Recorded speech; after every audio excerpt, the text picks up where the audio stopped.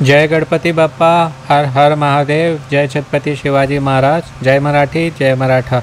नमस्ते, सभी बड़ों को प्रणाम, छोटों को प्रेम। स्वागत है आप सभी का आपके अपने चैनल अभिवाणी में और मेरा नाम है अभिषेक शर्मा। आज है 31 जुलाई 2023, दिन सोमवार और श्रावण सोमवार है और आप सभी को सपरिवार आज के श्रावण सोमवार की हार्दिक शुभकामनाएं और बधाई। आज जो है हम खेलेंगे कौन होना है करोड़पति 2023 सीजन 4 का ऑफलाइन क्विज़। इस सप्ताह ये जो है इसका अंतिम सप्ताह है, आखिरी हफ्ता है, लास्ट वीक है और 6 दिन और आएगा टोटल, यानी कि इसके बाद 5 दिन और, क्योंकि 5 अगस्त को जो है इसका लास्ट एपिसोड आना है। तो ये लास्ट वीक है इसका। और इस वीडियो से जो है आपकी केबीसी की मैं तैयारी करवा रहा हूँ, क्योंकि इसके तो चांस बहुत पहले ही ख़त्म हो गए थे, लगभग 1 महीने पहले ही। तो अब केबीसी आने वाला है 14 अगस्त से, तो उसकी तैयारी कराता हूँ, इसलिए डिटेल इन्फॉर्मेशन के साथ में वीडियो बनाता हूँ। बाकी और कुछ भी है उसमें भी मैं डिटेल में आपको इसलिए बताता हूँ क्योंकि केबीसी का जो जीके है ना बहुत ब्रॉड है। जीके तो वैसे ही बहुत ब्रॉड है, कहाँ से क्या पूछ लें। तो यदि आपको बड़े अमाउंट की धनराशि जीतनी है, ऊंचे पड़ाव तक, लेवल तक जाना है, तो तैयारी जहाँ से कर रहे हैं वहाँ से भी करते रहिए, यहाँ से करना चाहें तो यहाँ से भी कर सकते हैं। इसलिए जो है मैं डिटेल इन्फॉर्मेशन के साथ में वीडियो बनाता हूँ। बाकी सबके जो शॉर्ट्स वीडियो मैं शॉर्ट में अपलोड कर देता हूँ, पहले ही इसका भी कर दिया और आंसर जो है इमेजेस के रूप में कम्युनिटी में मैं पोस्ट कर देता हूँ। तो अब जो है प्रश्नों पर चलेंगे। प्राइस को इस समाप्त होने पे आए, उन्होंने अभी तक अपडेट नहीं किए हैं। तो ये हम प्रश्नों पर आ गए हैं और देखते हैं आज का प्रथम प्रश्न। इसमें ये पूछ रहे हैं कि नाइट्रोजन की खोज किसने की थी। तो ये की थी डैनियल रदरफोर्ड ने 1772 में, 1772 में। स्कॉटिश साइंटिस्ट थे, स्कॉटिश वैज्ञानिक थे ये। रदरफोर्ड जो हैं स्कॉटिश फिजिशियन भी थे, केमिस्ट भी थे और बॉटनिस्ट भी थे। मींस स्कॉटिश चिकित्सक, रसायनज्ञ और वनस्पति शास्त्री तीनों थे। और नाइट्रोजन के पृथक्करण के लिए इनको जाना जाता है, मींस आइसोलेशन ऑफ नाइट्रोजन। पहला वाला इसमें ऑप्शन है फैराडे। आज है मंडे, ये हैं फैराडे। पूरा नाम है इनका माइकल फैराडे और इन्हें बहुत सारी चीज़ों के लिए जाना जाता है। लिस्ट बहुत लंबी है, बताऊंगा तो वीडियो बहुत लंबी हो जाएगी।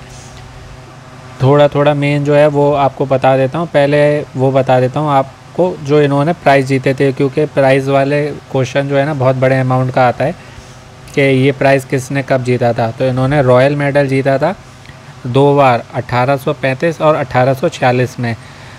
Royal medal in 1835 and 1846। Copley medal जीता था 1832 और 1838 में 2 बार। Copley medal in 1832 and 1838। Rumford medal in 1846, Rumford medal जीता था 1846 में। और अल्बर्ट मेडल 1866 में, उसके 20 वर्ष के बाद, 20 साल के बाद। Albert medal in 1866। और आपने एक वैज्ञानिक का नाम सुना होगा, जेम्स क्लार्क मैक्सवेल। मैंने पिछले को इसके वीडियो में आपको बताया था, उनसे ये जो है इन्फ्लुएंस से, मीन्स प्रभावित थे।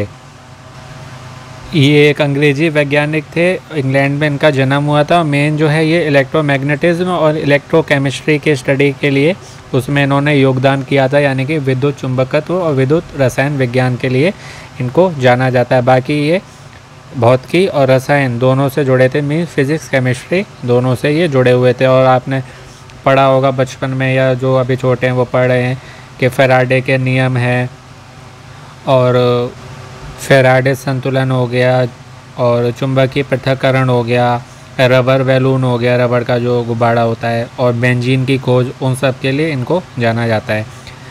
तीसरा इसमें ऑप्शन है ऑप्शन सी, हुक। पूरा नाम रॉबर्ट हुक। ये जो है वैज्ञानिक भी थे और प्राकृतिक दार्शनिक भी थे और वास्तुकार भी थे, means natural philosopher, architect and a scientist. और ये किस किस फील्ड से जुड़े थे, तो ये फिज़िक्स और बायोलॉजी, भौतिक और जीव विज्ञान दोनों से जुड़े हुए थे। और किस लिए जाने जाते हैं, आपने पढ़ा होगा हुक्स लॉ, माइक्रोस्कोपी और coining the term cell. Means Hooke का नियम, माइक्रोस्कोपी, सेल जो होता है वो, और इस शब्द का निर्माण के लिए ये जाने जाते हैं, सेल्स शब्द का निर्माण। और जो माइक्रोस्कोप में हम सूक्ष्म जीव जो देख पाते हैं ना, तो इन्होंने ही 1665 में इन 1665 माइक्रोस्कोप का प्रयोग करके सूक्ष्म जीवों की खोज की थी, जिसे इन्होंने जो है स्वयं बनाया था। और दूसरे वैज्ञानिक थे 1674 में, इनके लगभग 9 वर्ष बाद 1674 में एंटोनी वैन लीeuwenhoek, इनके बारे में भी मैंने आपको डिटेल में बताया था, वो दूसरे वैज्ञानिक कहे जाते हैं। और पहले 2 वैज्ञानिक जो थे, जो मैंने अभी बताया, पहला वाला इनको जाता है श्रेय, फर्स्ट वैज्ञानिक होने का श्रेय इनको जाता है, सेकंड एंटोनी वैन लीeuwenhoek। और ये हुक रॉयल सोसाइटी के भी एक सदस्य थे और ग्रेशम कॉलेज में ज्यामिति के प्रोफेसर थे। Means he was a member of the Royal Society since 1662 and its curator of experiments. Hooke was also professor of geometry at Gresham College। चौथा इसमें ऑप्शन है डी रदरफोर्ड, इनके बारे में मैंने बता ही दिया। एक ये रह गए हीसेनबर्ग, ऑप्शन बी। पूरा नाम है इनका Werner Karl Heisenberg, Werner Karl Heisenberg. इनके नाम भी बहुत बड़ी बड़ी उपलब्धियां हैं, बहुत सारी चीज़ें करी इन्होंने और जो है अवार्ड्स भी बहुत सारे मिले हैं। तो सबके बारे में डिटेल में बताऊंगा तो वीडियो और लंबी हो जाएगी, तो थोड़ा शॉर्ट में बता देता हूँ, बाकी फिर कभी मेन बता देता हूँ कि इन्हें जो है अनिश्चितता जो होती है ना, उसके सिद्धांत के लिए जाना जाता है। और इसे जो है इन्होंने 1927 में प्रकाशित किया था। बहुत बड़े अमाउंट के प्रश्न इसी तरीके से आ जाते हैं कि ये जो है चीज़ कब पेपर में पब्लिश हुई थी या किस वर्ष में हुई थी। और इनको जो है 1932 में सम्मानित किया गया था भौतिक के नोबेल पुरस्कार से क्वांटम यांत्रिकी के निर्माण के लिए। मीन्स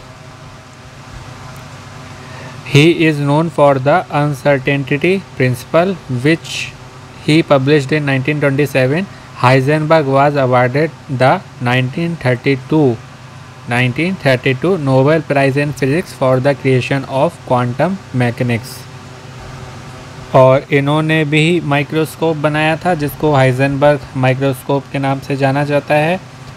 और पुरस्कार में जो है मेन मैं आपको बता देता हूँ कि जैसे नोबेल प्राइज़ तो मैंने आपको बता दिया 1932 में भौतिकी में। और इनको मैक्स प्लैंक मेडल, जो कि बहुत बड़ा मेडल होता है, बड़े मेडलों में से एक मैक्स प्लैंक मेडल 1933, इस नाम के वैज्ञानिक भी हैं, वो मिला था इनको।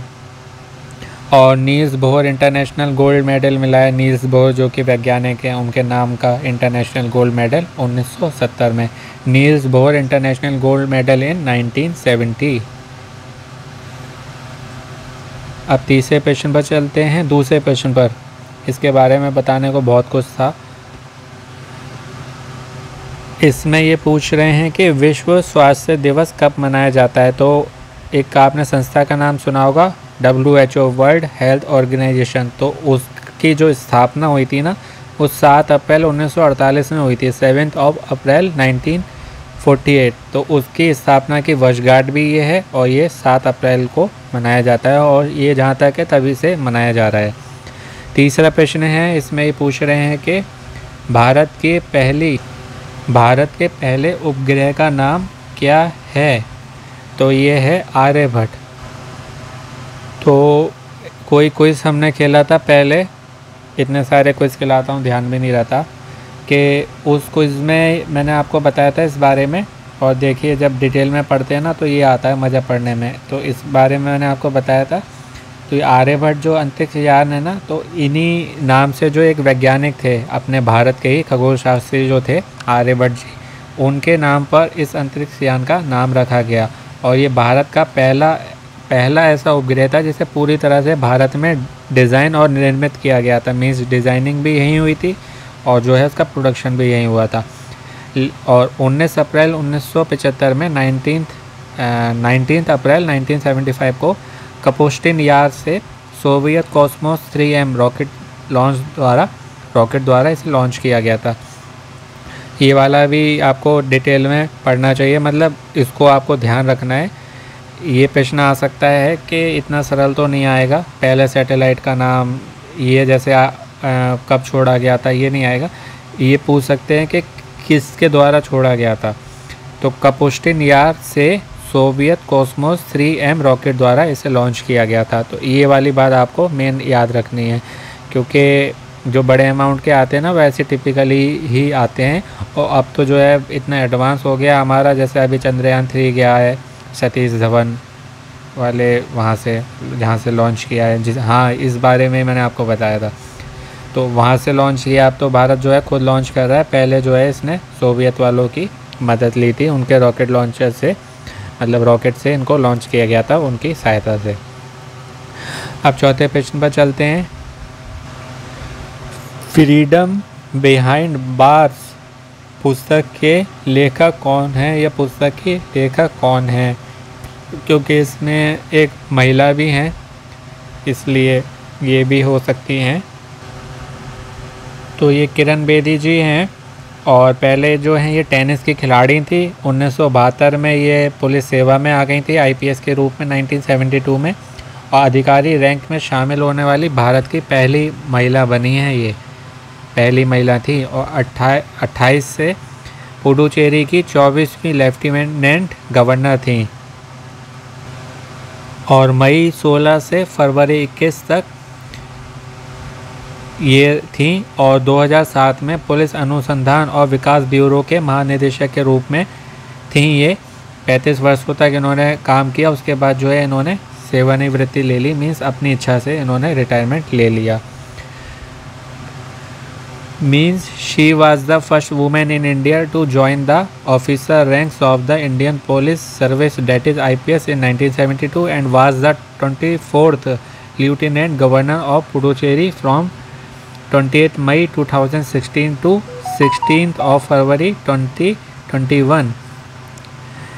She remained in service for 35 years before taking voluntary retirement in 2007 as Director General, Bureau of Police Research and Development. तो ये बात हुई इनकी। लगभग इन्होंने 50 से भी ऊपर लिखी हैं पुस्तकें, किताबें, लगभग शायद 56। ये वाली कब लिखी है इसका ईयर मेरे को नहीं अभी जो है मालूम है। आप में से किसी को मालूम हो तो कमेंट करके बताइएगा। और आज का 5वां अंतिम प्रश्न है। वीडियो बनाते समय बार बार फ़ोन आ जाते हैं, डिस्टर्ब करते हैं।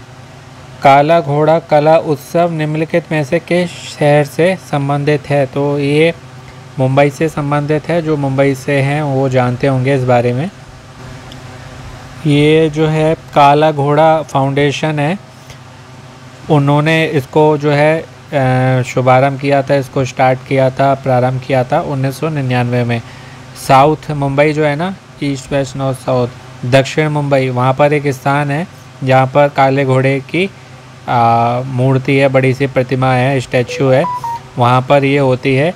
और ये प्रत्येक वर्ष होती है, और लोग जो है ना इसकी बहुत प्रतीक्षा करते हैं पूरे वर्ष। और इसमें जो है कई सारी चीज़ें होती हैं, जैसे प्रदर्शनी भी होती है, थिएटर भी होता है, म्यूज़िक भी होता है वहाँ पर, और कॉमेडी भी होती है, वर्ड आर्ट होता है, और फिल्म भी दिखाई जाती है। तो एक ही जगह सब कुछ होता है, और काफ़ी इसमें बड़ी मात्रा में जो है लोग आते हैं, पास से भी और दूर से भी।